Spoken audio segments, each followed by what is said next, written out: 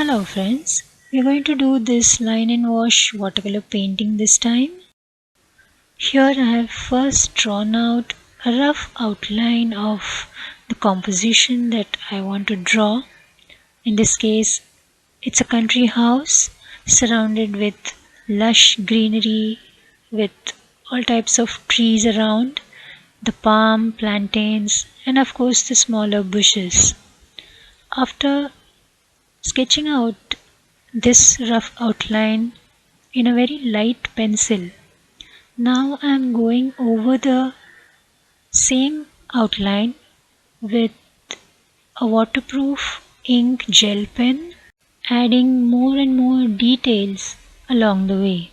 Do remember the gel pen has to be waterproof because later on we are going to use watercolors to paint our composition.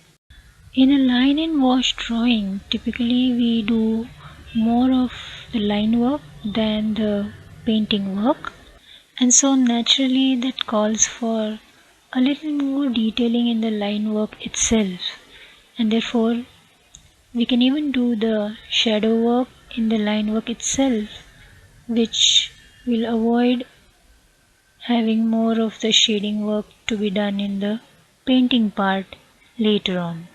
Of course, as always, for the shadow work we will be considering the light source coming from any one direction. In this case it is the top left upper corner. For the foliages we will not be drawing each and every leaf, but the basic rough outline or silhouette of the trees or bushes that we are showing. The backgrounds can be darkened off a little bit so that the foliages in the front will stand out, and then we draw or add little details like the shadings of the fence in the front, and then leave the sketch to dry for some time before we start with the watercolor itself. And that brings us to the finished sketch. When the inkwork is completely dry, we start with the painting part.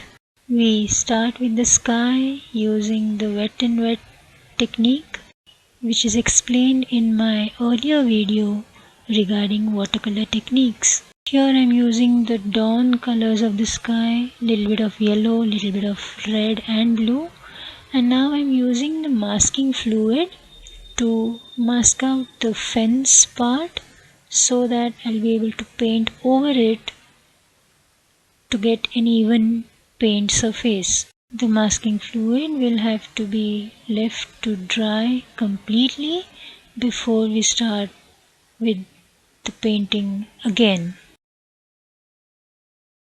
Next we start painting the foliages.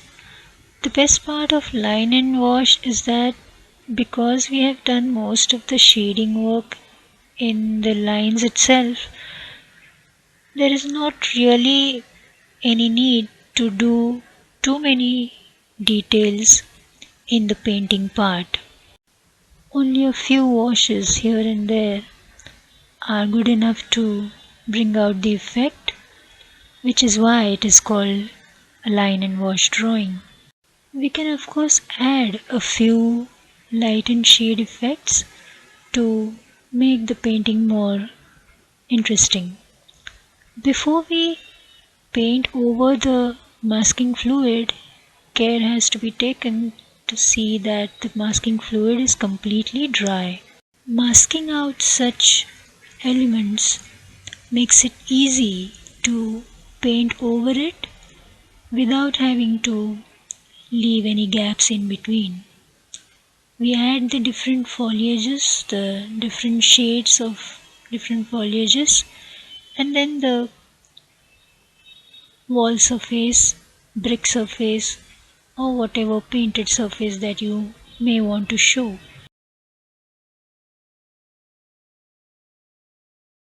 Here again we add a few light and shade effects in order to make the painting more interesting. Juxtaposing the dark and light tones against each other also makes the painting more interesting.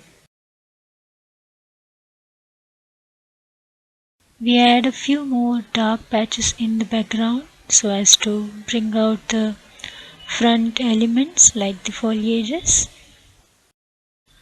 The bushes and foliages have been done mostly using this Camlin technique, which has been explained in my earlier videos on watercolor techniques. Now we add a few more details on the roof, and now we remove the dried up masking fluid very carefully.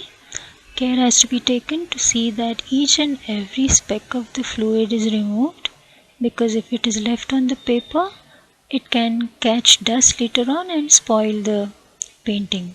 The dried up fluid can be removed by using your finger, or you can even use an eraser to remove it.